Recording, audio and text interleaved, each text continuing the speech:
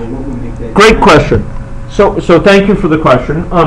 Question was about, as I understand it, I mentioned nonlinearity in a number of these lectures quite forcefully, and yet it seemed that first model that we were dealing with was nonlinear, or sorry, it was linear.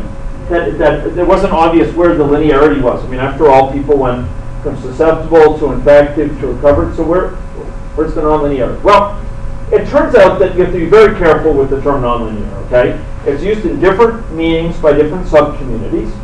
By the mathematical, it's the mathematical community in applied math is the sort of meaning we typically mean in complex systems by nonlinearity. Okay, and this is a big difference because for some other communities, for example, a system which goes like this, which goes in this kind of linear sequence, you know, S, I, R, it seems linear. It's going in a row, right?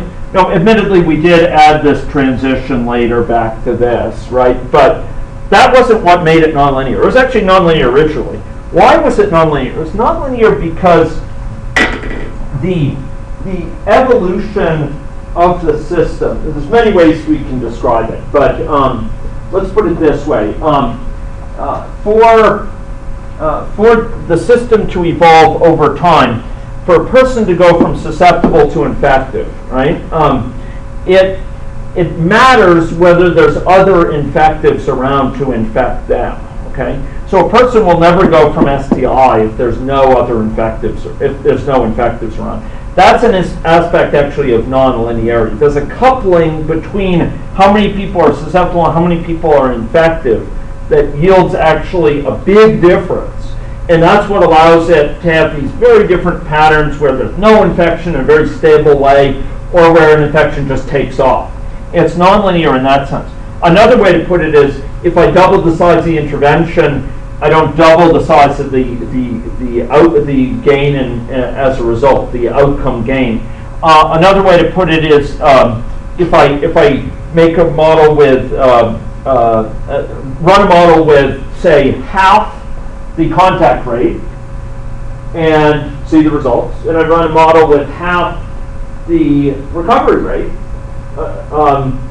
half the recovery time, excuse me, and see the results, and then I combine them, I may see something totally qualitatively different. It's not merely the change of that from baseline. It's not really the sum of the changes of the others from baseline. In particular, I may see the infection go totally extinct, even though in both of those it stays stable.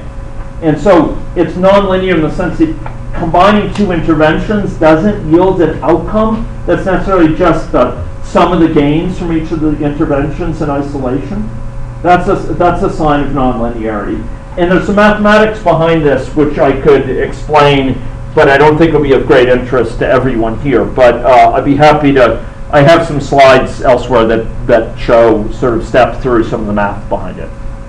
Is that helpful? Okay, great question. I welcome. Any other questions before we have our final comments? A brief glimpse of 3 modeling methods.